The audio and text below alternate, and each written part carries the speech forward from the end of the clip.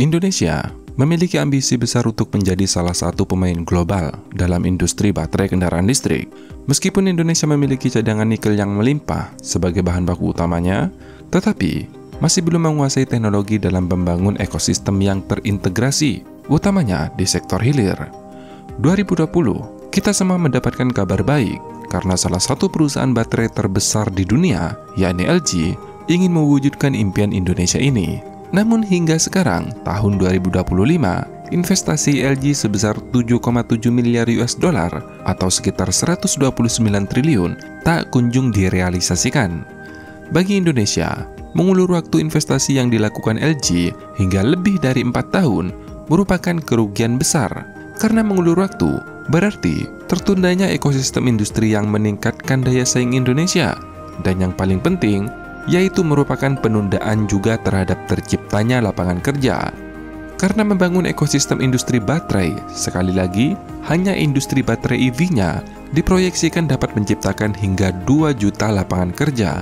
Maka dari itu, melihat kerugian waktu yang menciptakan efek domino, membuat pemerintah kita tak tahan lagi. Dan pada akhirnya, Indonesia mendepak LG dari proyek ambisius ini. Sekali lagi, LG bukan mundur, melainkan ditendang oleh Indonesia. Tadi dikatakan bahwa dari sana memutus, sebetulnya untuk lebih tepatnya sebetulnya dari kami yang memutus. Itu berdasarkan surat tanggal 31 Januari 2025 yang diterbitkan oleh Kementerian Energi dan Mineral Resources Republik Indonesia. Ya, itu kenapa dikeluarkan surat itu, karena memang negosiasinya ini sudah terlalu lama. Lantas, bagaimana kelanjutan Indonesia dalam membangun mimpi menjadi hub industri EV? Dan kenapa LG mundur dari proyek strategis ini? Penasaran? Tanpa banyak basa-basi, yuk kita bahas lebih detail lagi.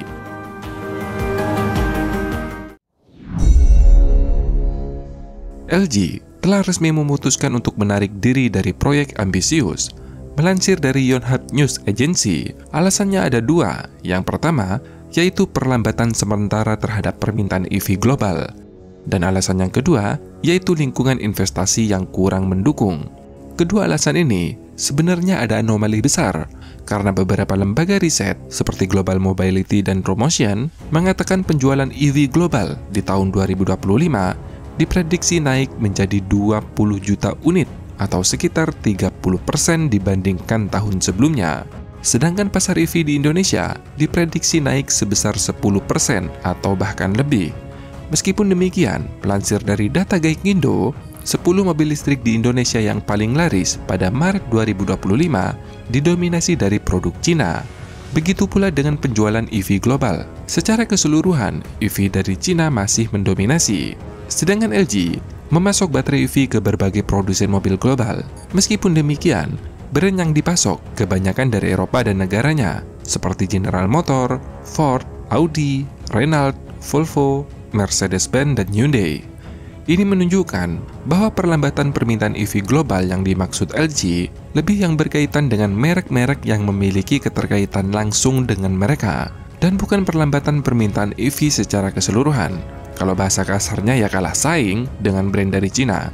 Nah, untuk mewujudkan mimpi Indonesia sebagai the new EV battery hub di kawasan, Menteri Investasi dan Hilirisasi sekaligus Kepala Badan Koordinasi Penanaman Modal, Rosan Roslani mengatakan, perusahaan asal Cina yaitu Huayu akan menggantikan posisi LG, bahkan memberikan investasi yang lebih besar hingga 20 miliar US dollar atau sekitar 336 triliun.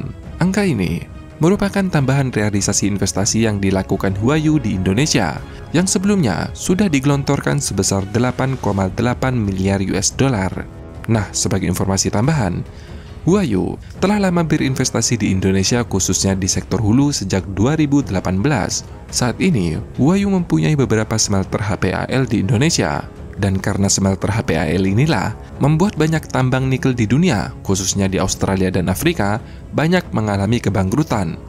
Lokasi smelter Huayu, 2 terletak di Pomala atau Indonesia Pomala Industry Park, kemudian ada juga di Morowali, Sulawesi Tengah, ada juga di Pulau Halmahera, Maluku Utara, dan di Sorowako, Sulawesi Selatan. Meskipun Huayu saat ini bukan perusahaan yang fokus langsung pada produksi baterai EV seperti LG, ternyata Huayu mempunyai jaringan bisnis yang jauh lebih luas dibandingkan LG sendiri. khusus perusahaan Huayu yang ada di Indonesia, menyuplai bahan baku kebutuhan baterai bagi perusahaan-perusahaan raksasa di dunia seperti CATL, Tesla, BYD, BMW, Apple, Huawei, GM, bahkan LG sendiri. Selain berperan sebagai pemasok bahan baku utama untuk baterai EV, Huayu juga telah mengembangkan divisi R&D baterai sendiri, dan akhir 2024 kemarin, Huayu telah mengumumkan berinvestasi di Indonesia sebesar 7,4 miliar US dollar atau sekitar 120 triliun, diantaranya untuk membangun pusat penelitian pembuatan baterai EV di Indonesia. Inilah hebatnya perusahaan-perusahaan dari Cina. Mereka bukan hanya fokus di sektor hilir, tetapi mereka terlebih dahulu menguasai di sektor hulu, sehingga memastikan kendali penuh atas seluruh rantai pasok sebuah industri. Maka masuk akal jika LG mundur dari proyek ini, karena mereka kesulitan dalam bersaing dengan model bisnis yang terintegrasi, di mana Huayu mengendalikan seluruh rantai pasok utamanya bahan baku. Kamu bisa bayangkan, bersaing dengan perusahaan di mana kamu masih bergantung bahan baku pada perusahaan tersebut. Melihat cara Huayu berbisnis, maka mereka bukan hanya bisa bersaing, tetapi juga mempunyai potensi besar yang nantinya bisa sebanding bahkan dengan CATL, yang saat ini merupakan produsen baterai terbesar di dunia. Kita kembali, setelah kita mendengar kabar bahwa Huayu telah resmi menggantikan LG dalam proyek Titan, raksasa smelter nikel asal Cina itu nantinya akan menggarap proyek yang mencangkup pengembangan rantai pasok baterai EV secara terintegrasi, mulai dari penambangan, pemurnian, produksi baterai, bahkan hingga daur ulang baterai. Nah, apakah ini kabar baik? Tentu, ini kabar baik, karena dalam proyek Titan ada investasi yang melibatkan Danantara melalui Indonesia Battery Corporation, sehingga Indonesia bisa memiliki kontrol lebih besar atas rantai pasok baterai EV. Ini berarti Indonesia tidak hanya menjadi penyedia bahan mentah, tetapi juga berperan dalam produksi baterai, pengelolaan, dan distribusi baterai secara lebih mandiri. Kalian bisa bayangkan, dengan proyek Titan, Indonesia tidak lagi mengekspor bahan baku seperti nikel matte, ferronikel, dan produk setengah jadi lainnya, tetapi juga mampu mengekspor baterai pack langsung ke pasar global, termasuklah ke pabrik-pabrik mobil yang ada di negara tetangga kita, seperti Thailand, Malaysia, Vietnam, dan lain-lain. Ini akan menjadi lompatan besar dalam industri baterai EV nasional dan sekaligus memberikan posisi strategis bagi Indonesia di sektor EV. Ya, meskipun tidak sebesar Cina, setidaknya bisa setara dengan Korea Selatan. Apalagi, proyek Titan memiliki kapasitas produksi baterai EV yang cukup besar dengan target mencapai 20 gigawatt yang bisa menyuplai kebutuhan kendaraan listrik hingga 500.000 unit. Bayangkan, 2024 penjualan kendaraan listrik di Indonesia hanya sekitar 100.000 unit saja. Maka dengan produksi yang jauh melampaui permintaan lokal, sekali lagi menunjukkan ambisi Indonesia untuk menjadi pemasok baterai EV di pasar global.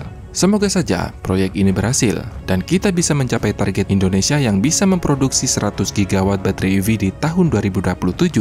Nah, bagaimana nih kalau menurut kalian?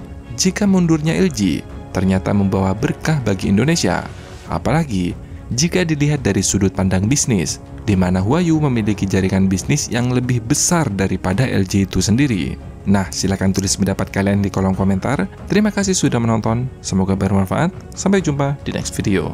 Dadah!